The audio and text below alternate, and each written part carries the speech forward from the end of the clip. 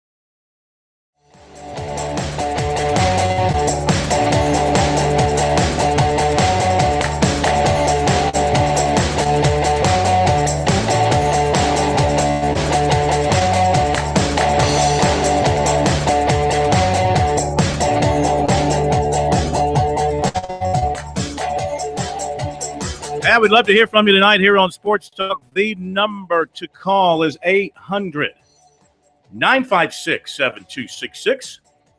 Take as many calls as we can get to tonight. You can email us as well, talkback@sportstalksc.com. We haven't done any Twitter time with K-Mac here recently, so we'll spend some time and take a look at what's happening on our Twitter timeline. You can sign up and be a part of our Twitter family at Sports Talk SC on Twitter. The website is sportstalksc.com, and on Facebook, Sports Talk Radio Network. Number of things happening in football. We'll get to that in a moment. Update some of the major news notes. Of course, recruiting, always on top of what's happening with that. We've got some interesting stories for you in recruiting tonight. We'll get to that a little bit later on as well. I think I'm going to take a leave of absence, try to make a little money this summer. And I will be selling programs at the Atlanta Braves baseball games because they're going to need them because you won't know who's on the field. Justin Upton, gone. Jason Hayward, gone. Evan Gaddis, one foot out the door and the other foot on the banana peel because it's either going to be the Astros or the Texas Rangers. He's a Texas native. Whoever comes up with most prospects will win the award, and I think it will be the Astros. They're looking at a third baseman and one of their top 10 pitching prospects. So the Braves are definitely in rebuild mode. Why, though? They move their new stadium. Why did they need to go into rebuild mode? I don't understand why they decided to completely TNT, dynamite, nuclear bomb their entire organization. I think what they saw came back was what made them good for the long term is no longer there. In other words, the cupboard was bare in the minor league system. And the three pitchers, there's 3 or 4 pitchers they counted on, all with Tommy John, that they think may not work out. So they bringing in young arms, rebuilding the farm system, and then gearing up for when they move to the new stadium. The cynic in me says they're just saying we're going to be bad for the last few years that we're at Turner Field, and we'll work on having a great team again when we move into our new facility. That's it. That's our big plan, because why even I don't want to focus on the on-field product. We're just going to put all our resources into building this taxpayer-funded stadium a few miles up the road in this other taxpayer-funded stadium that we built, 15 years ago. We're going to just feel a bad team. Well, city of Atlanta and Georgia and everybody else built that because that was the old Olympic Stadium. And then right. Well, again, it's just and from everything I hear from people who live in Atlanta and know that area, and of course, I don't want to be a Debbie Downer and project the sky falling, but they just say it's going to be an absolute disaster. It's going to be an absolute disaster to get to. There's no mass transit. There's no subway. There's no MARTA that runs out there. And you're building this stadium right at the center of the most congested part of Atlanta traffic much of the day. Near the Cumberland Mall area. I know where that area is. It's interesting, though, when the Hawks, they were talking about building the arena in the suburbs. Here's how Atlanta reacts. As soon as you mention that a sports facility is coming in a particular area of Atlanta, it's going to be a disaster. Well, let me tell you something. Atlanta traffic is already a disaster. So what's the difference? Well, it's going to be an even greater disaster. You're trying to get out to a baseball game. 800-956-7266. A number of moves in college football coaching circles to talk about. Let's get some thought about this and reaction about that. First of all, Auburn. They have hired from Alabama outside linebackers coach Lance Thompson. This, of course, comes on the heels of Alabama losing linebackers coach Kevin Steele to LSU as the defensive coordinator. And today Auburn announced that Lance Thompson is coming to their place to be their linebackers coach under Will Muschamp. Of course, I believe Lance played at the Citadel, if I'm not mistaken, and has done a heck of a job in coaching circles. He's been around several different places. I think he was at Tennessee. I think he was at Georgia Tech for a while, known as an excellent coach and an excellent recruiter. The Tuscaloosa News reported Nick Saban may not be too upset by Thompson's departure, however, citing sources claiming Thompson was, quote, told to find a job elsewhere. And that just happens to be at Auburn. Yeah. Where he could come back to haunt you at some point in time. Cluxer coach, LSU. You know, the way you're mentioning this, it sounds like, and we know these big time, especially in the SEC and the major conferences, are corporations. Looks like corporate raiders, doesn't it? Yeah. You know, Coca-Cola has hired an exec from Pepsi. We want to find out what you're doing. We're going to bring a spy in here. This is interesting what's happening in college football, especially in the SEC West now with these hirings within the division. And Les Miles struck again with another big name for his defense. We mentioned Kevin Steele coming in as a new coordinator. He's going to have Ed Orgeron as the new defensive line coach. Boy. And we say putting TNT on Bourbon Street now near there. This is going to lead to the departure of current defensive line coach Brick Haley, who of course has ties to Palmetto State from coaching here in the state of South Carolina. He's been linked to the move to Texas A&M. John Chavis, his close friend, now the defensive coordinator at Texas A&M. So it makes sense that Brick Haley could be heading there as well. So Auburn making some moves, LSU, of course, making some moves, and now Alabama has got to make some moves to fill the openings on its staff. So the wheel continues to turn. Meantime, Marcus Mariota did announce today that he is foregoing college and headed to the NFL draft. Dak Prescott at Mississippi State announced that he will be back at Mississippi State for his Clemson cornerback Mackenzie Alexander named a freshman All-American by the Football Writers Association of America. For future first-round draft pick is my prediction with Mackenzie Alexander. Really like him, huh? Yeah, I really, really like Mackenzie Alexander. Yeah. Started all 13 games this season for the 10-3 Tigers and had 22 tackles, 18 first hits, and 4 assists. He broke up 6 passes and showed the skills that led him to be so heavily recruited coming out of Immokalee, Florida, a couple of years ago. Notre Dame playing Georgia Tech tonight, and Notre Dame will be without junior Zach August. He will not play, and his future is uncertain because of an undisclosed off-the-court issue. Oh, boy. August is Notre Dame's second leading scorer at 14 per game and second leading rebounder. The Irish are 15-2, 3-1 in the ACC. He's the second marquee player in the ACC. Well, he's not going down with injury, but the other night we mentioned the player at the freshman at Syracuse that was lost for the season with a torn ACL. So that's not good. And let's see, what else? USC announced their academic report from the fall, and it was another good report.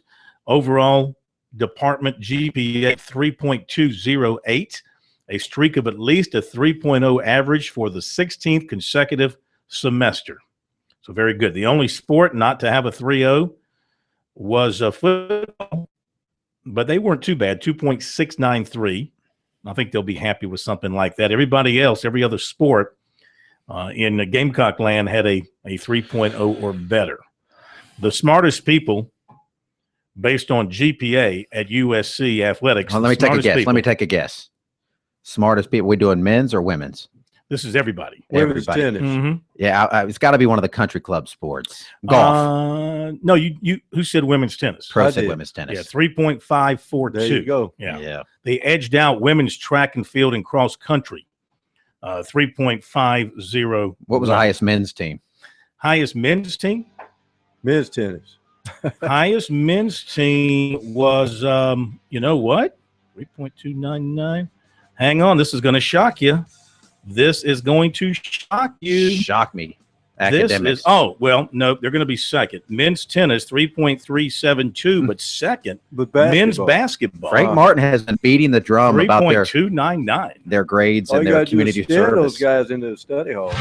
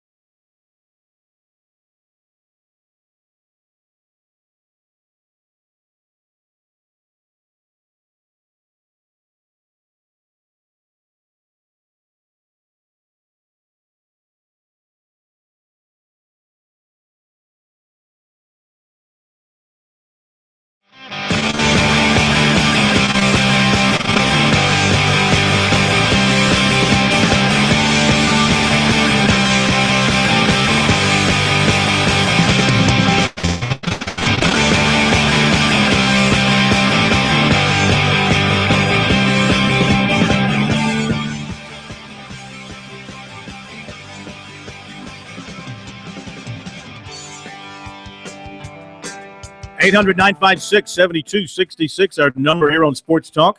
Talk about last night's basketball games, the moves being made in coaching circles around the SEC. Also, of course, the championship games on Sunday. NFC, AFC titles up for grabs and the spots in the Super Bowl. Who's your pick to win?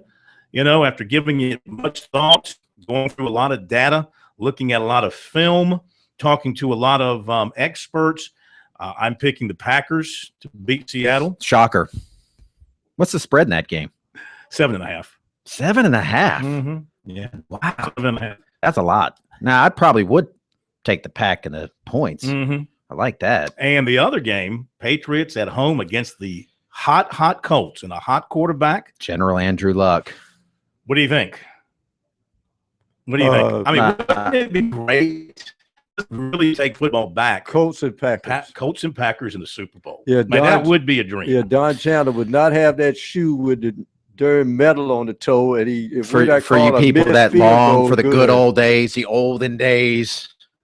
What's wrong with those? Corn always talks about the good old days, back when football was football. I think it's when men were men. Mm-hmm. That's right, and you knew the difference. And Patriots will win. I just think it's their turn to get back. Is that what people say when they want their country back? They want the Colts and the Packers in the Super Bowl again. I'm going with the Colts. I'm going for the old time Packers. How Colts. Can you do that? You're going to go against our guy Googe. Sorry, Googe. You're going to go against. I still hold it against him that when he was with the Giants, he beat me, and I've never gotten over that. Yeah. So well, I just see Belichick as the type of guy that's saying, what does Andrew Luck like to do? He likes to throw the football. They can't run the football. I'm going to entice them to run the football. And so I think he's going to really contrive a way to just limit his options in the passing game and try to make the Colts beat him running the football. And the Colts, for whatever reason, but you know what? cannot run the football. I was very impressed with the Colts defense up in Denver. I mean, they got in the grill of the Broncos, took them of everything they wanted to do. Because they had a lame quarterback. Well, maybe so, but they didn't know that going in, and they still played it. And I think they'll play the same kind of coverage against the Patriots. Speaking of the NFL and NFL coaches, the 49ers today. Yeah. Did you see who they hired? The defensive line coach. Jim Tomsula. Is that how you say his name? Tomsula. You know, as what? I didn't realize. Head coach. And did you know this? There's a South Carolina connection. And it is? He was an assistant coach at Charleston Southern from 1993 to 95.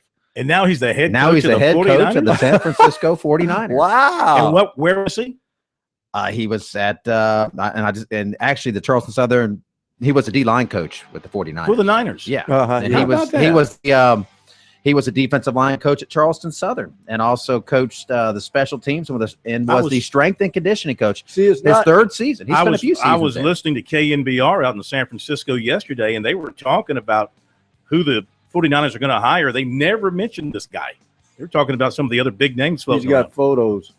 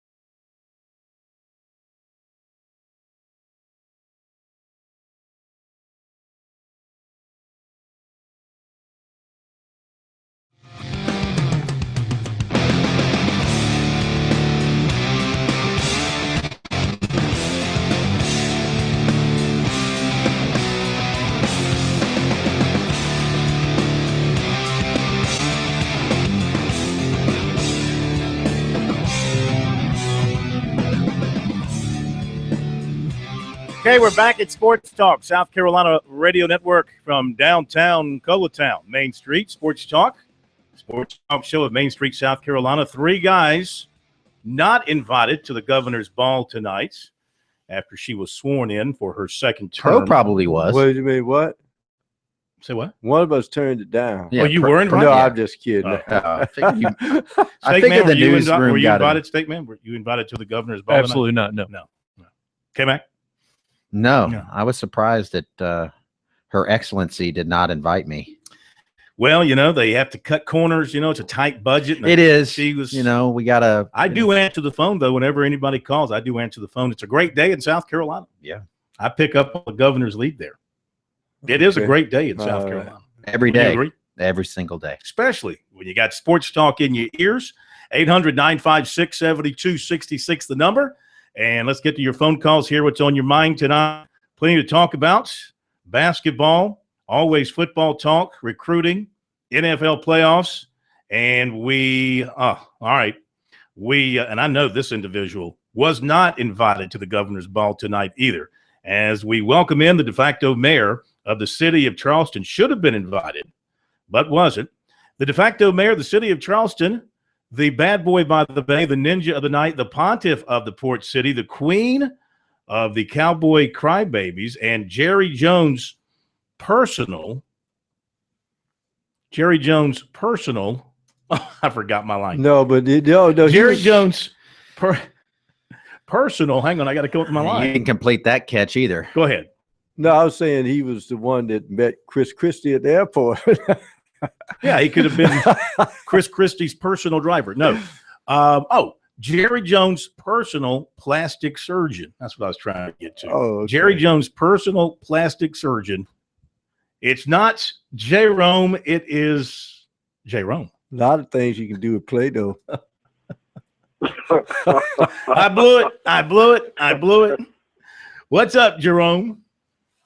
Hey, I'd rather be Jerry Jones' plastic surgeon than Aaron Rodgers' personal massage valet, if you know what I'm saying. No, I don't know what you're saying. Massage that calf. Neither one's doing a particularly good job, if you ask me. Aaron's still hurting, and Jones still looks like the Joker. Hey, by the way, Allen Iverson, wherever you are, Aaron Rodgers hasn't practiced in 2 weeks, and no one's giving him a hard time, huh? It shows he doesn't need it. We talk about practice, man. Yeah, Jimmy Johnson, the man who will fire a player for falling asleep in a meeting, comes on television. Well, Aaron doesn't need to practice. Oh yeah, okay, Jimmy. Now, Jerome, I'm a little surprised it's taking you 3 days to get to me here after that beatdown that we put on you last weekend. An absolute domination. Yeah. And there's more of that to come. Anytime you want to venture to the great North Midwest, or whatever that area is called. Yeah. The frozen tundra. The frozen tundra. That's what you're going to get. Yeah. You just don't come dilly-dallying, prancing in there with your pretty boy silver breeches and the star on the side of your head and expect to watch those video screens, Jerome, for the replay. Hey, I just want to ask Phil a question. Yeah. Along with Kevin and Tom. Hey, Phil, you said the Packers, the Cowboys are all about money. I guess you didn't get the memo about all that restoring and all that refurbishing they did on poor little Lambeau Field, huh? Well, yeah. I mean, but the Packers are a publicly owned team. They're owned by the people of Green Bay. Do you own them? I have a share. You do? Yeah. You really have a share? Yeah. Oh. You don't have one? I have a share of the Packers. I have a share of the Celtics. Celtics are also at one time traded on the market. So do you get to vote on these awful decisions they make? Well, if I wanted to make a trip up there, I mean, they have these meetings and they have like 30-something thousand people gather at Lambeau Field to make these video conference. I own a little piece. My grandma bought me a piece of Disney stock a long time ago. It's so I own like a rail on Space Mountain. That's mine. So think about that when you're riding. I just want to tell you, Sweet. I got a message from Fox and President Joe Buck from Fox Sports. Tell him that clown Mike Pereira, whatever his name is, Mike Paella, he better not be on Fox next year when I turn the television on. to watch the football game. He better not be. I better not see his face. Did you not agree with the ultimate decision, Jerome? Did you not?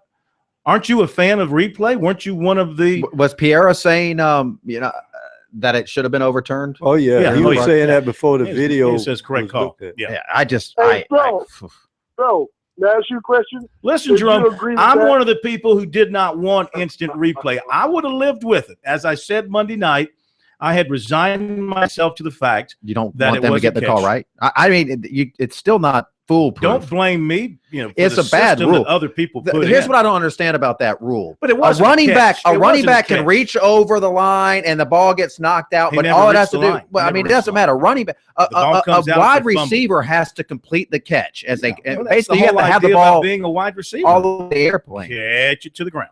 Hold on to it to the ground. Have control to the ground. He did. Did you never agree hit the with ground. that call? Yeah, the ball.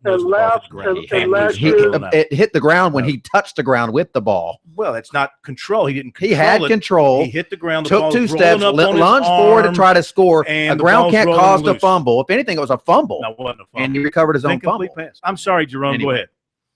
May I ask you a question? So you thought that was a good call. What about that call last year at the beginning of the season when the Packers and the Seahawks played up in Seattle, and the scab official, the scab substitute dirtbag official, let the touchdown stand? That was a touchdown. That's corn. That's a touchdown. That's a terrible call. No, it was a touchdown. Great call. They got it right. Did they replay that? They did. They reviewed it. I don't think they reviewed that, did they? Yes. They absolutely reviewed it. Here's what I understand, though. That official. Hey, you win some, you lose some. I'm more than happy to lose that one to win this. The point being, the point that Jerome so eloquently made is they blow calls, and they blew that one with Dez Bryant. You can say, hey, I'm glad it worked out for you. I think replay got it right. No, here's the deal. See, people want to understand. I'll tell you again, I'm not arguing with your premise because the premise is wrong. He said, well, you have to come down with the catch. He did come down, 1-2, Packer defensive back trips him up. It's a touchdown. So when the guy says you have to come all the way down to the ground with the catch, I said, no, I disagree. What do you disagree with, Mr. Hayes? I disagree with your premise. Well, all the experts of the rule, all the experts have said it was not a catch based on the way the rule is written. That's what I'm saying. Now, you can rewrite the rule does not apply in that play. It does not. That's why I'm saying it has to apply. It does not. To me, he jumped up and caught the ball, landed, started taking some steps, and then lunged to try to score. And then the ball hit the ground and bounced up. You have to have complete control while making a football move. He did. The football move was 2 steps. The ball was in his hands. He was trying to get control of it. He goes to the ground. He lunges, and the ball. You can see the ball crawling up his arm. No, I saw him reach up and grab it and go about 4 yards stumbling backwards. No, let's don't exaggerate now. I'm not exaggerating. He caught it about the 5-yard line. Keep the facts accurate. And the bottom line is, you're right. It's old news. Say that again. You're right. Okay. It's old. No, you're right. You're right. It's old news. You're right. It's old news. And the Packers. That's good. Moving on. 60 minutes away. Thank you, Jerome, for adding some sanity to the program. And there's goodbye, Cowboys. There's an entity sitting in Seattle right now, waiting for the Packers. It's called karma. Watch out for it. You mean on their side or against them? Definitely against them. I mean, no. If there's any karma, it's with them because they're due to win in Seattle. They are due to go into Seattle and beat the Seahawks. They will be sleepless in Seattle after they win. They're going to party like it's 1999, whatever that year is. All right, 800-956-7266 is our number here on Sports Talk. More of your calls coming up, recruiting coming up as well, and more from last night's basketball games right here.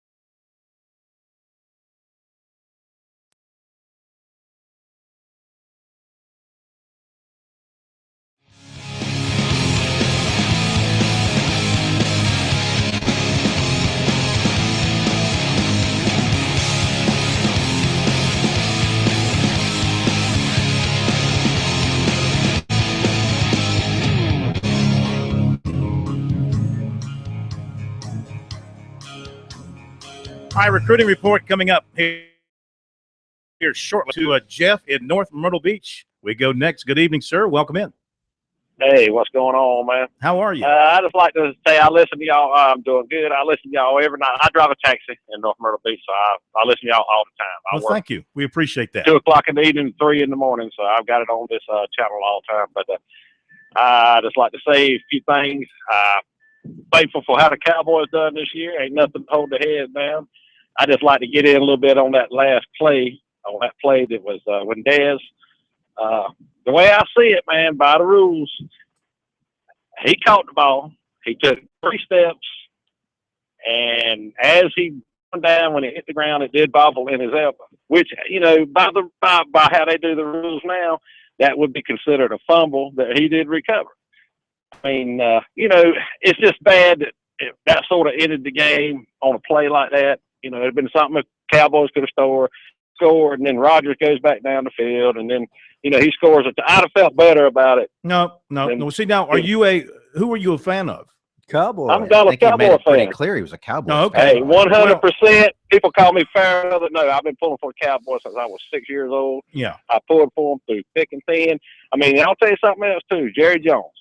I admit Jerry Jones had some problems. I think he's finally realized he got money.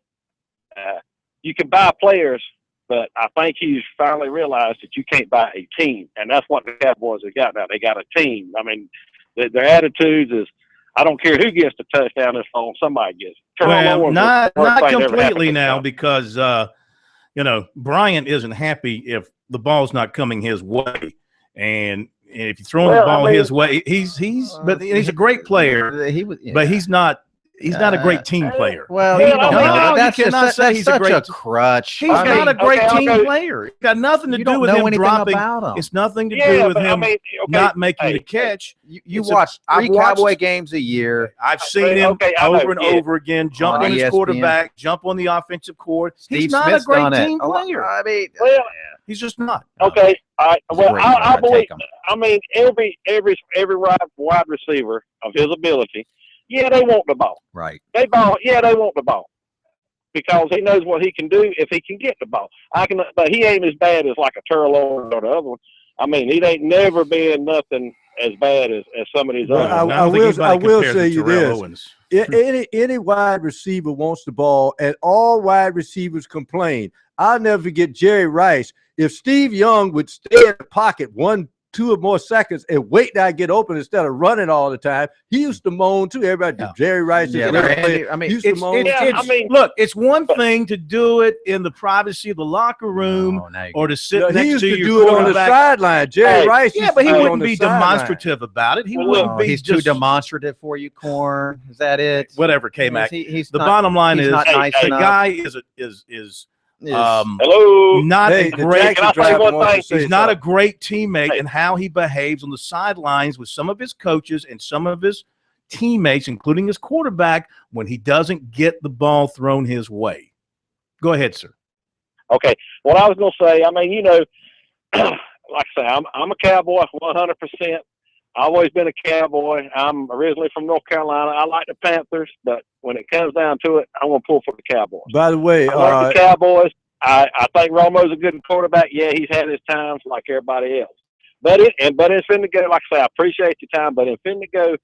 The only thing, every time the Cowboys does something, everybody's got something wrong. Oh, Chris Christie was up in the – what's so what? He's a fan. I don't care. It don't matter. I mean, if he's got that much money and can go to every game, so be it. Let him go. I'm just tired of everybody throwing off on everything the Cowboys done.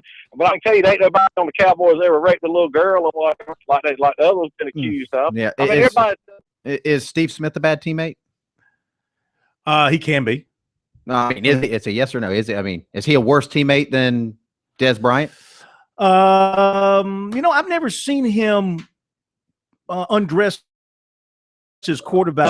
In fact, I've never seen that. Has he done it? Yes, many times. John Fox almost cut him. He punched the guy out on the field. He punched a guy out on the field. I've seen him do things on the field. Yeah, he beat up Ken Lucas so bad he had to have his face reconstructed in Spartanburg. Then that's not a bad teammate. That's not being. Yeah, I would say it's pretty bad teammate. By the way, Dez Bryant, he's emotional. Yes. Would you say that's a good teammate? I think he. No, would you say that's a good teammate to punch a teammate in the face and break his jaw? No, absolutely not. That's just what I want. Well, no, but Des Bryant didn't do that. He didn't punch. But there's other things that can make you a bad teammate besides punching. You look at it. What I don't get is how somebody can look at something in the microcosm of a football game on TV and you say, "Look at that guy. Look at him going. Oh, he's obviously a bad teammate." You're not in that locker room with that guy every day. I can only go by what I see. Well, yeah, but that doesn't make him a bad teammate. Based on what I see. The guy losing it during the game. Well, he does I'd take Des Bryant. You know, if it was a one best player of the sort of deal, but he's done it repeatedly. I'll take him. If he's a Packer, he'd love him though. Oh, I love him. Great teammate, great Packer. Probably so.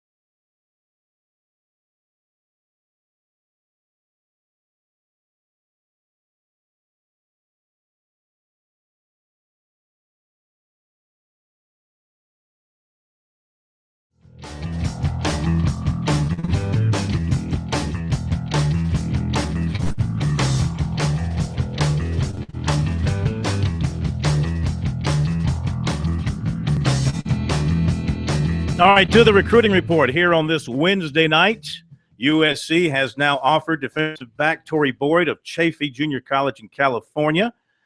This happened this afternoon, just a little while ago. Boyd confirming that he has now received the offer from USC. He plans to take an official visit to USC on the 23rd, and he seems to be leaning that way now towards South Carolina after getting the official offer, after they went through his academics to make sure he could get into school. All that seems to be good now. He's got the offer from South Carolina. He has been in touch regularly with USC recruiter Grady Brown. Meantime, as of last night, the other junior college defensive back USC had contacted recently, Treston Decoux of Northwest Mississippi, had not heard back from USC about being accepted. He is scheduled to visit Oregon State this coming weekend. Former USC defensive end commitment Arden Key of Atlanta was on Next Class on Fox Sports South. On Monday night, he was asked about his decommitment from the Gamecocks, and he said the following: "My decision did not have anything to do with coaches or how the season went. It's just something that it's getting closer to signing day, and I want to make sure I make the right decision." He went on to say about South Carolina, quote, "The atmosphere on game day is crazy. I've built a great relationship with Coach Ward and Coach Adams. Not Spurrier too much, the main people. The fans there, they have a great fan base. Now, Florida is in the mix with him. LSU, Miami, Georgia, and Auburn, the other schools he said he is considering. He did say he wants to play in a four-man front." Offensive lineman Corey Helms, Alpharetta, Georgia, transferring after 2 seasons as a starter at Wake Forest, was offered by Mississippi State today. That's his fourth offer. He's going to visit there Friday, Saturday, and go straight from Starkville to Texas A&M for a Sunday, Monday visit. He's got USC January 23rd and Penn State January 30th. Not sure if he'll take a fifth. He's in regular contact with USC offensive line coach and recruiter Sean Elliott. USC is going to be one of the teams to get a shot to land defensive end Tega Wanogo Jr., Elmore, Alabama, native of Nigeria, recently reclassified as a senior, and major programs across the country have been in touch with his coach, Bobby Carr. Coach Carr said this morning that Wanogo is now looking at USC, LSU, Auburn, Florida, Georgia, Tennessee, and Oregon. USC recruiter Kirk Botkin was one of the first recruiters to make a big push. Once Wanogo decided to reclassify, he's scheduled to be in for a visit tomorrow. They're still working on the official visit dates. NC State today offered Richland Northeast junior linebacker T.J. Brunson. That's his first offer. And in basketball, USC coach Frank Martin was on the road today, and he checked out 6'9" Shawntrez Davis down in LaGrange, Georgia. Speaking of Martin, we'll hear from him in the next hour. Clemson coach Brad Brownell, and also Coastal Carolina coach Cliff Ellis. More sports talk coming up.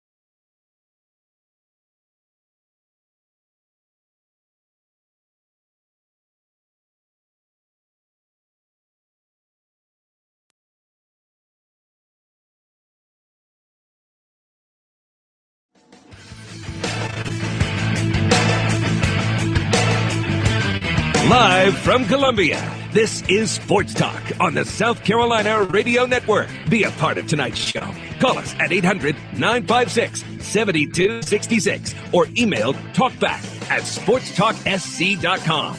Now, here are your hosts for Sports Talk, Phil Kornbluth, Kevin McCrary, and Tom Hayes.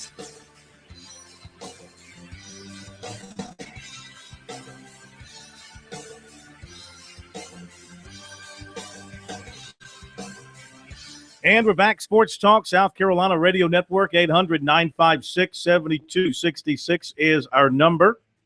And our email talkback at sportstalksc.com, on Twitter at sportstalksc. Got time and room for more of your phone calls, 800-956-7266. And coming up, we'll hear from Frank Martin. We'll hear from Brad Brownell. Basketball going on right now. North Carolina playing in Raleigh against NC State. The Tar Heels off to a 6-2 lead. Notre Dame and Georgia Tech just getting underway in Atlanta, and they are scoreless. Now, other games tonight in the SEC tonight, after a bevy of games last night. Yeah, tonight you've got LSU at Ole Miss and Georgia at Vanderbilt. Those are the only two SEC games tonight. And elsewhere in the ACC tonight, besides the two games that I just mentioned, we've got Harvard making the short trip over to Boston College and Florida State playing at Pittsburgh tonight.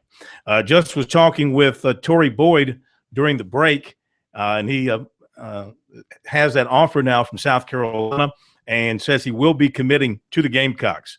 Hasn't done it yet, still wants to consult with his parents about everything, but he said it pretty much looks like he's going to be a Gamecock, and they're going to start him out at free safety, give him a chance to come in and compete at that position. So the Gamecocks going the junior college route here to shore up an area of need with Torrey Boyd, 6'1", 193, had 80 tackles, 2 interceptions, broke up 10 passes this year, blocked 4 field goals, returned a block for a touchdown. And one thing that he said coaches like about him, he can play safety, but he can also play corner, and he can play any of the positions in the secondary. He has very good quickness. He only played one season. He played one season at the College of the Desert and one season at Chaffey. He'll have 3 years to play 2 at South Carolina and will be eligible to play this season. Now, he won't be coming in until the summer because he still has another semester of junior college to complete academically. So Torrey Boyd set to commit to South Carolina now that he has the offer from the Gamecocks. So USC still kind of scrambling to make up for the departures of those decommitments, left them short in the secondary where they lost 2 players to decommitments, left them short on the offensive line. They're looking to fill that. They've got a shot at the Wake Forest transfer, Corey Helms. Of course, he's not going to be eligible this year, but for the future, that would bode well. And they're just trying to hang on to the players that they still have who are still taking visits. And I would say that the one that could be of concern, Christian Pelage visiting Florida, Florida kid visiting Florida this weekend. You got to keep a close watch on that. More sports talk coming up.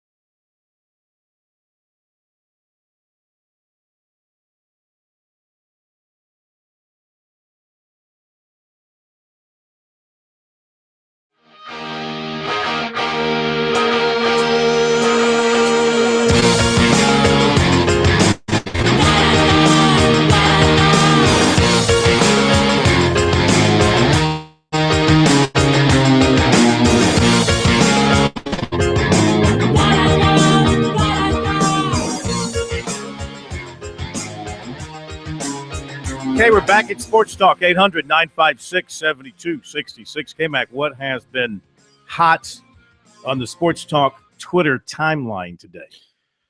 You know, Corn, it always would be nice if you would give me a I little gotta bit of a keep you heads on your up toes, so I can K-Mac. at least this have our is Twitter page up. part of the reason we keep you around here is throughout the shows. Keep an eye on Twitter and be the Twitterologist for Sports Talk. Yeah, Twitterologist. Well, a lot of people immediately are retweeting the news, the recruiting news on Tory Boyd. Mm-hmm. I don't know why. It's too close to Corey Boyd, isn't it? Yeah, Former really. Gamecock And running back. Francis.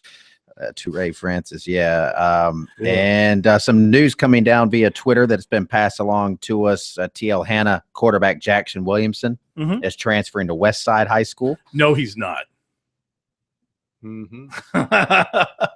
You know, that's Blake Williamson's son, the former Gamecock quarterback. Oh, really? Yeah. Blake Williams has a high school age son now. Yeah, Goodness, he's a heck of a quarterback. That's scary. So Scott Early, Scott Early, stir it up there TL in Hanna Anderson. How quarterback about that? Jackson Williamson. Yeah, how about that? Recruiting violations. No, just kidding. That's interesting. That's interesting when that kind of stuff happens. He's getting himself a good one because, you know, he had a quarterback that transferred in when he took over the program, talking about Early at Westside, and it was one of the coach's sons, I believe. Maybe it was the AD's son. Maybe it was the coach's son. He is Keith Richardson's grandson, and he played quarterback till he got hurt. He's going to PC, and so now there's an opening for a quarterback, and so this kid's transferring over, huh? Interesting. What else you got? Let's see. Here's a tweet from a downtrodden Braves fan who says it's going to be a lot of O's and long summer for us Braves fans. I would concur. Yeah. It is going to be a long summer for Braves. They have let a lot of good players go for one reason or another. A lot of talent. Where are they going to get any power? I mean, they didn't have any power last year. But I mean, the little power that they have or had is gone now. Well, they still have BJ Upton. Okay. Yeah. Okay. Who else? Only because nobody else wanted him. I mean, people are thinking that the guy they brought in from the Orioles is a power guy. He's not a power guy. No. He's more like a 15 to 18 home run a year guy. All right, back to the phones we go, and Rick it is Tiger Bryan in Lancaster. We're doing fine, and good to have you with us. Hey guys, how y'all? We're good. Hey man, I wanted y'all to hear this. Did y'all hear about Kurt Busch? What he testified in court about his ex-girlfriend? Haven't we all felt that way about our girlfriends or wives at one point? Look, I mean, part of you want. I mean, doesn't he have to have something to go on? No, now, man, I pick my women better than that. I ain't gonna have no trained assassin now. I was reading that story this morning, and I saw his quote where he said, "She's trying to destroy my career, my reputation." I was like, "Dude, yeah." I'll tell you what. If I think you're doing it for. I tell you what, Really, Tiger Bryan. If I had an assassin, I'd rather be trained than untrained. Yeah, don't miss. I mean, why would you make something like that up? I mean, he clearly really believes this. Yeah. Either. I mean, what if he's telling the truth? You know, here's a guy that's an assassin, and we to, all feel bad about it at the end. To resurrect his career, because he was hung out to dry in NASCAR circles. Yes. He was hung out to dry, got a chance to come back with a great team and resurrect his career, and he's going to just blow it all up. He's just going to blow it all up again. You know, he'll always have Darlington and that win over Ricky Craven. Yeah, that was a great one. Brian gone? You still there, TB? Maybe Kurt Busch's ex-fiance snipered him. Yeah.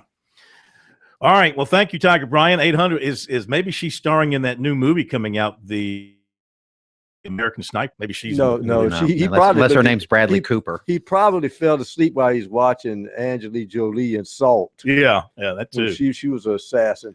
All right, 800-956-7266 is our phone number. We do have some open lines. Anything else on Twitter worth sharing? Well, we can go back to Twitter here. Here's a tweet. Biggest problem for Clemson men's basketball. Those guys have talent. Coaching clearly not there. So I guess we're starting this up again. Really, we're going to go back after Brad Brownell. I mean, people did this to him last year about this time. They got on a run, and everybody said, oh, yeah, I guess the guy does know what he's doing. And then those people acted like they'd been behind him the whole time.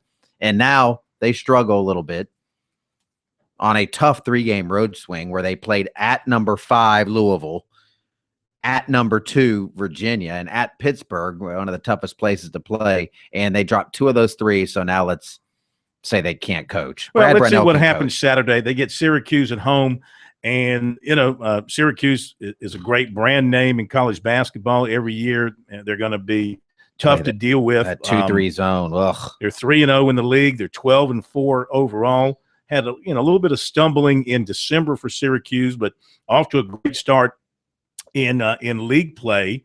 And I did not say. I guess they won last night. So that would make them 4-0. Did they beat Wake Forest last night? They did. All right, so that'd make them 4-0 in the league along with Virginia. Winning by this. I'm going to say, Kentucky winning by the hell their chin. But they like Rakeem Christmas is their top guy, or one of their top guys. 13 straight games in double figures for him.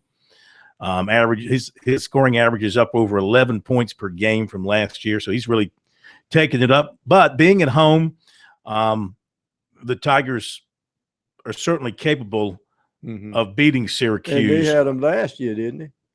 They almost had them last year up at the Carrier Dome. Didn't they play them last year in the Carrier Dome? Gave them a scare. Yeah, I think so.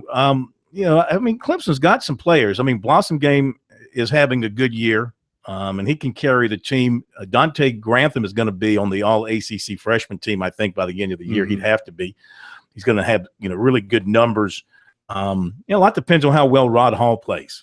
And when he plays well, they tend to play good as a team, but it all comes down to making shots. They made shots against Pittsburgh, made their threes, made their entire game better. Obviously, last night at Virginia, they didn't make any shots. No, Virginia makes that hard. And most teams, I'm getting more and more as I get older. The first thing I look at in the stats is rebounding. Now, some people will say if a team is a great shooting team, they may not rebound a lot because the ball's going in the hole. But for Clemson and for South Carolina, if they're not rebounding well, you might as well put an L right there. That's because it's going to happen. Because if you don't shoot well, you got to rebound. Hey, man, I've read where some people predict the outcomes of basketball games based on rebounding stats. Yeah, some people do that. I think I saw that somewhere too. Well, inside joke there. 800-956 800-956-7266 is our phone number here on Sports Talk, and our email talkback@sportstalksc.com. If you'd like to join us, we have a few more minutes coming up. We'll hear from Brad Brownell. Also, we've got Frank Martin coming up from last night, and at 7:30, talking live with Cliff Ellis, head basketball coach at Coastal Carolina. They're off to a 5-0 start in Big South play. I think they're the clear favorite to win that league.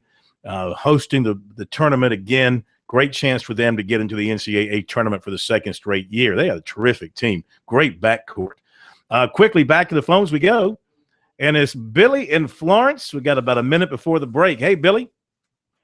What's going on, Phil? Man, hey, Phil, first, I'm sorry, go ahead. No, I just said not much. Okay. Hey, Phil, I was wanting to make a quick comment on LSU hiring Kevin Steele. He's got great ties, and I just know him from the Dillon area, and I've met Coach Steele before. And he's been around the block, but he's set in his ways, and you know exactly what I'm talking about. And I just hope LSU doesn't schedule any teams that runs that wing T, or you can classify it as triple option, because Wofford twice, Georgia Tech, if it weren't for Watkins and Nuke Hopkins and all these guys at Clemson, we had to outscore him, because Kevin Steele, for some reason, is set in his ways, and the triple option as him as a defensive coordinator has just bit him in the behind. But I hope it works out for Coach Steele, and just kind of want to hang up and see what you think about Kevin Steele. It kind of surprised me, but of course you know where I'm coming from, him being a D coordinator at Clemson. Yeah. It really kind of surprised all of us because I hadn't heard his name mentioned.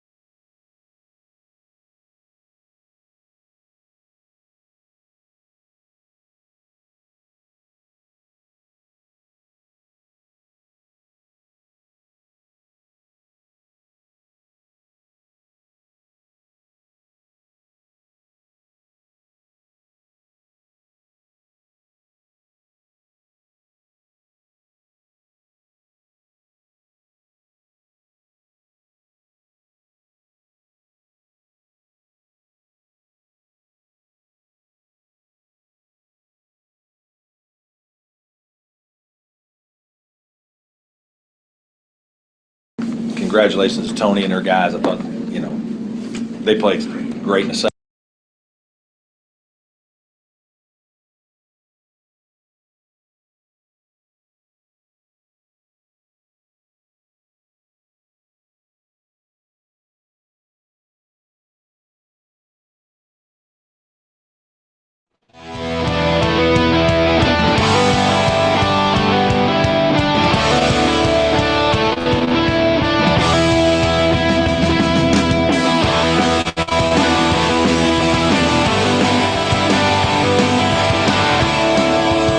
All right, State's up on the Blue Belly, 17-14.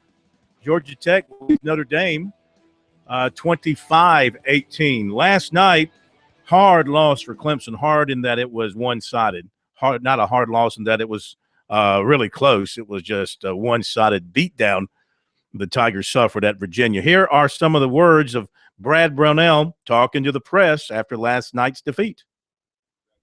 Tony and their guys, I thought, they played great in the second half. I thought we played very well in the first half. Probably should have, in some ways, had the lead, to be honest with you. I thought we shot a good percentage. We got the ball in good places, got to the free throw line. I don't think they got to the bonus. We got to the bonus.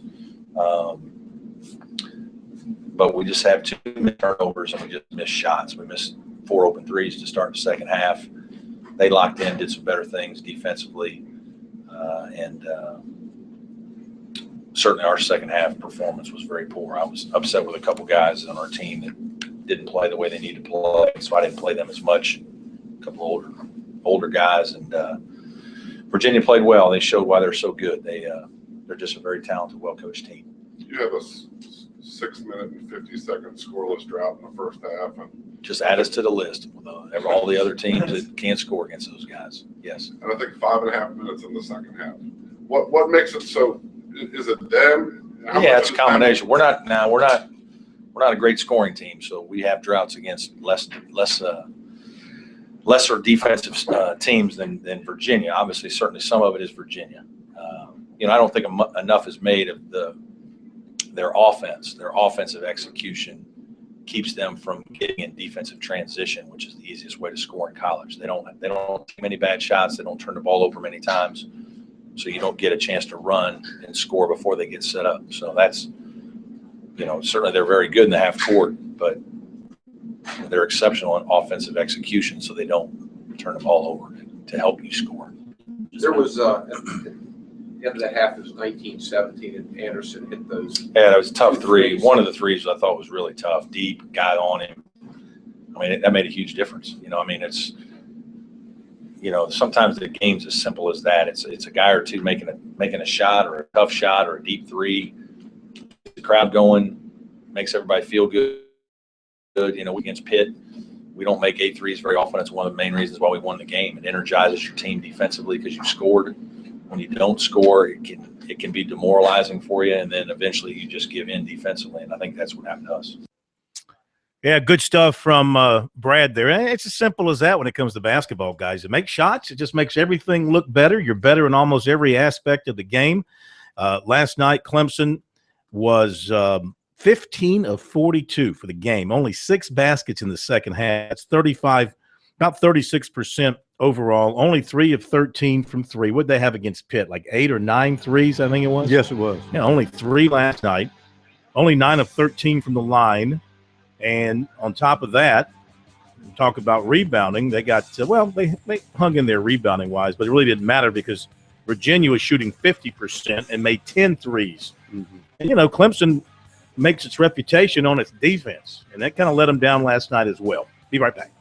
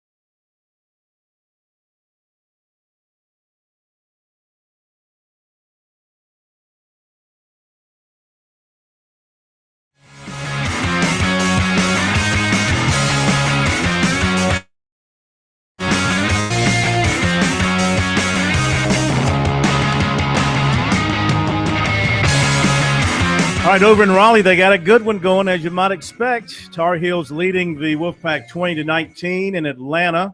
Georgia Tech on top of Notre Dame 29-23. Right now, time to welcome into a Sports Talk good friend, excellent basketball coach, having another terrific year at Coastal Carolina. Coach Cliff Ellis has his team off to a 5-0 start in the Big South, 14-3 overall, undefeated at home, 6-3 on the road after a win on Monday night at Campbell, and things looking mighty, mighty fine for the Chanticleers at this point. Coach, good to have you with us. How are you tonight? I'm doing good, Phil. Doing good. Thank you. Your team looks really good. Looks good on paper. Looks good on the court. Of course, last year you won the tournament championship, made it to the NCAA tournament, put a scare out there for everybody to see. Are you a better team this year possibly? Well, I think so. I do. I do because we're a year older. We lost our center, and we virtually have everybody back. And that has been the question mark, is our center position. We really don't have a true center. And having said that, we have played with two power forwards, but we've had success. And, you know, we played a very challenging non-conference schedule, lost to UCLA in the opening weekend, and then Auburn, and was able to win. And we really had Ole Miss on the ropes. We were up 17 at Ole Miss, and, you know, we missed some free throws down the stretch, lost the lead. I'm not going to say we should have won because we didn't, but we could have won that game. And then we lost in a tournament in Chattanooga. But I really feel like the team could be 16-1, probably ranked if we were, if we'd have gotten by Ole Miss because the way Ole Miss played Kentucky. But anyway, having said that, playing without a true center, I'm very pleased with our team. We've been able to win on the road. We've had good tests. Our league is very, very good. Proof's in the pudding. I mean, we've had wins. Our win over Auburn. We've got a Gardner-Webb team coming up Saturday who's beaten Purdue and Clemson on the road. So, you know, there's a lot of league wins, and our league is very, very good. And I've been in the SEC and the ACC, and you know, we got teams that would not be at the top of those leagues, but I can tell you, we can play in the middle of the pack of those leagues without question. Well, one thing you're doing extremely well this year, defense. You're among the best in the country. You're top 20 in the country in scoring defense at 56, 57 points per game. Got to love that. What are you doing defensively so well? Our team knows each other. It works hard on making sure we stop the ball. You know, basically the game gets down to this: can I stop the ball from getting to the paint or getting to the hole? Do I keep them off the foul line, and can I contest the 3-point shot? And then I've got to finish with rebounds. So we've been able to do that, and I do think having somewhat of a veteran team helps that. So I think that's been the key. Yeah, got to love your backcourt. Warren Gillis, Josh Cameron, and then, you know, Siobhan Wiggins, Elijah Wilson. Yes. Talk about those guys as well. Double-figure scorers for you. Very, very good players. Understand the game. Good basketball IQ. You know, I've said this all along. There's only 3 things you can do with the basketball, and that's dribble, pass, and shoot it. All of those guys can do it. I mean, they pass the ball well. They dribble it, and they can shoot it. So when you've got that, you've got the arsenal on the offensive side of the ball to make some things happen. Talking with Coastal Carolina basketball coach Cliff Ellis. Chanticleers leading the Big South, but you mentioned it's a good league. High Point, Gardner-Webb off to good starts. Yes. Charleston Southern is, you know, they're going to be tough as well. Where do you see the league heading here as we hit mid-January, turn the corner towards February? Where the battle's going to be? Well, I think you mentioned some of them. I mean, you look at Charleston Southern. They did beat Ole Miss. We gave Ole Miss a scare, but Charleston Southern beat them. We won a very close game at home that went down to the wire against them, but we have to go back to Charleston. That will be a tough game. I think Barkley has one of the better teams that he's had. I mean, the guys they're a veteran team. They're a veteran team. They won the regular season championship 2 years ago. High Point has a player in John Brown that can play for anybody. I mean, he can play for anybody in the ACC, anybody in the SEC. He'll be in the NBA. He's that good of a player, and he's always makes them a threat. You got UNC Asheville that is playing extremely well right now. I really like their team. Winthrop is another team that beat Clemson, so they're always a factor. And of course, like I said, Gardner-Webb, Purdue, and Clemson for wins on the road. And all these games we talk about are road wins. Mm-hmm. We don't get many of those games at home. So all these games I'm talking about are games that are won on the road. So I think we've had like 8 major wins on the road in our league. High Point won the Rainbow Classic, a very famous tournament. Mm-hmm. They won the Classic, beating Hawaii on their home court. So, it's just when I went into the league this year, I said there's 6 teams that could win it because they've proven it off the court. If you can go to these places and win games, then you can win the league. Do you worry? You mentioned the fact you don't have a true center. Do you worry about that down the road? How far can you go with this team? I don't have control over that. It is what it is, and we'll play the way we are and hope that we can. That is the question mark with regards to our team, and we can't control it at this point. The best thing we can do is try to get these guys better, recruit like the Dickens, and try to bring in, because we really don't. We've only got 2 seniors on this team. They're 2 big ones, in Josh Cameron and Warren Gillis. But we've got this team for a couple of years. So but I like our guys. Tristan Curtis has done a great job for us. Very pleased with him, and Michelle Ananga's given us great play, and Marcus Freeman is starting to come on. So those guys, it gives them the opportunity to step up, and it's kind of like if you're in the dugout and, the manager calls your name, you go out there and you're at the plate. If you strike out, then you're not going to get playing time for long. But if you start getting singles and doubles and getting hits and don't make errors, it's kind of like the Lou Gehrig story. Wally Pipp had the headache and wanted the manager to put his replacement in, and that replacement that day went in first base and hit 3 home runs out of the park. And, that's the reason a lot of people never heard of Wally Pipp, because Lou Gehrig's the guy that took his place, So anyway, you get a chance to step up, and that's what our guys are doing, and they are stepping up. Like I said, we're playing with power forwards. We got good power forwards, but it's just part of who we are. Mm. And you're closing in on 700 wins. That's what they tell me. And the other night, somebody told me it was the 1,200th game that I'd coached, and I said, well, divide 365 into 1,200. That's about 3.5 years. Where the only thing I've done is coach basketball for that night. So that didn't. That's that. When you think about that, when you're born, you don't know the first couple of years of your life what's going on. So for 2 years, I didn't know what was going on. My mother took care of me, and parents and aunts and uncles and all that kind of stuff.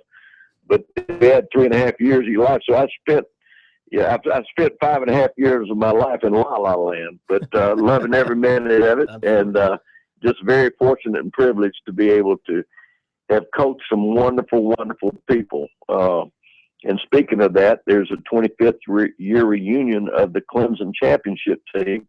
Now, wouldn't you know, they would schedule that January 30th when I've got a game. But anyway, I've been in touch with our guys. All of our guys are going. I'm playing Gardner-Webb on the road that night. So, I hate that it was scheduled during that time, but at the same point in time, I don't know if there's a perfect time to do that. But the 25th reunion of Clemson's only championship is this year. Wow. Hard to believe. Coach, thank you so much. Good luck Saturday. We'll be in touch. Take care.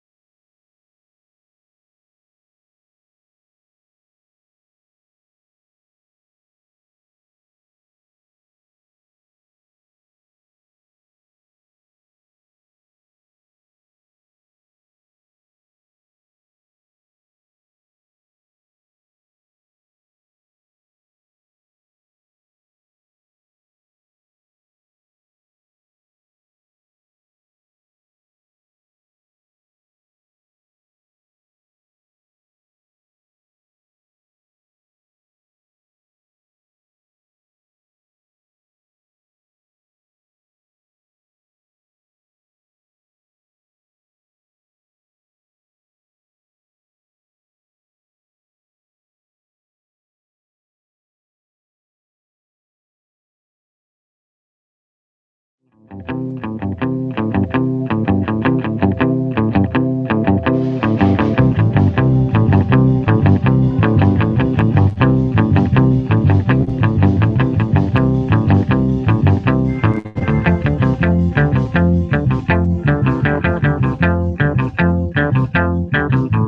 right, thanks again to Cliff Ellis for being with us tonight. We'll be talking to him more as the season progresses. Always enjoy having the coach of the Chanticleers on the phone with us as he closes in. He's at 695 wins now after his win on Monday night. Now tonight, we've got Presbyterian playing at Longwood, Winthrop at Asheville, Liberty is at Charleston Southern, and High Point at Gardner-Webb. We'll check those scores coming up in a little bit. Last night, USC got a hard-fought win over Alabama. As K-Mac pointed out earlier, it wasn't pretty, 54 fouls between the two teams, but the Gamecocks got a nice defensive play by Marcus Stroman in the final seconds as he got up in the face of Levi Randolph and didn't foul him. Maybe he bothered him some. Randolph, the best shooter on the team for Alabama, got a straight-on look at the basket for a three that would have won the game, but he missed. The Gamecocks won at 68-66 for Martin. It breaks that two-game SEC losing streak. Real proud of our guys. Alabama's a real good basketball team. And our fight today, we didn't play great. Our ball screen defense slipped in the last 10 days, and I've got to get that right again. We've done it well before. We got to fix it again. But real proud of our guys. We were on the glass. We couldn't score. They're real good.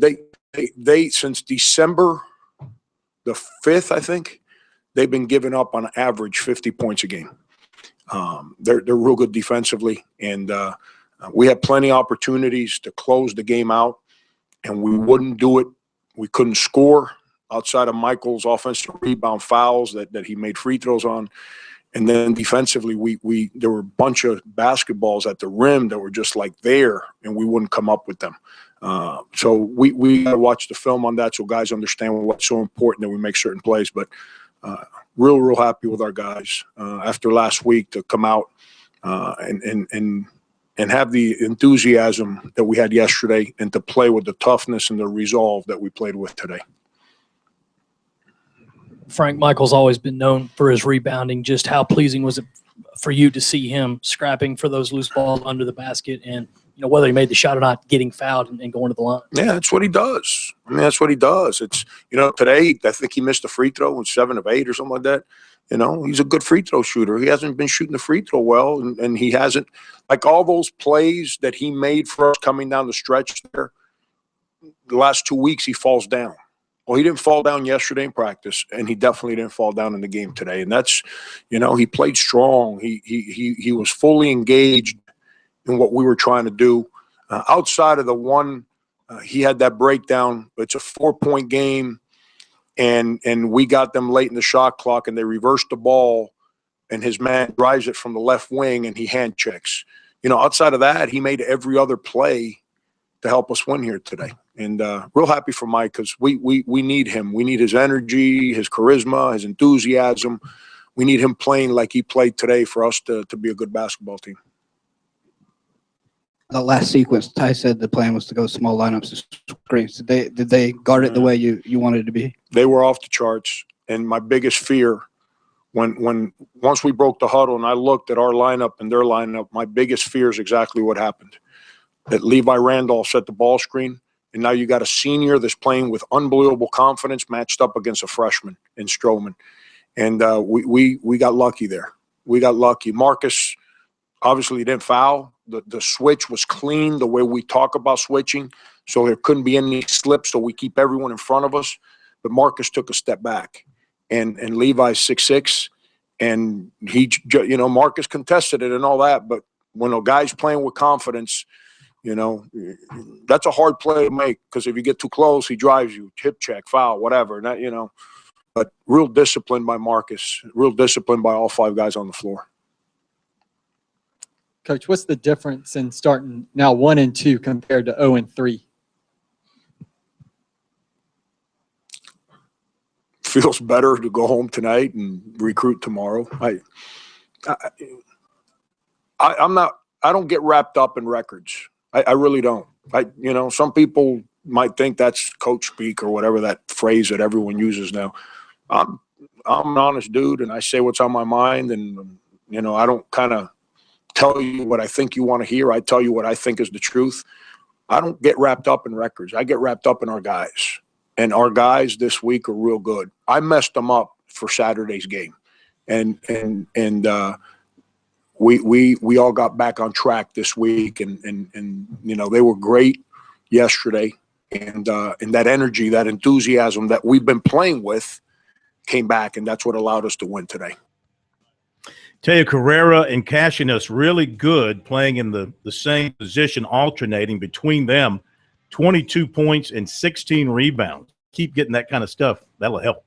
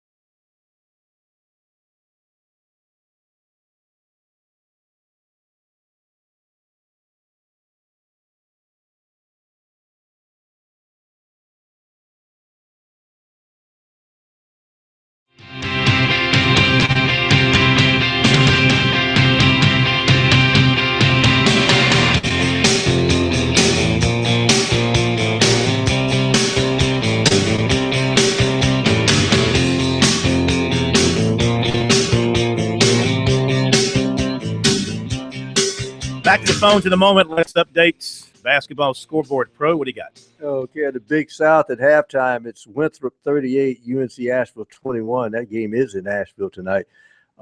Presbyterian leading Longwood on the road 34-33 at the half.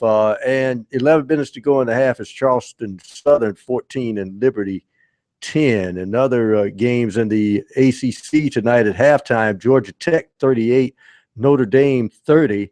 And NC State leading, well, I should say North Carolina leading NC State 32-26 at the half. And I think we got a couple more games we can take a look at in the Southeastern Conference at the half. LSU 32, Ole Miss 28. And I think I got a College of Charleston score here somewhere.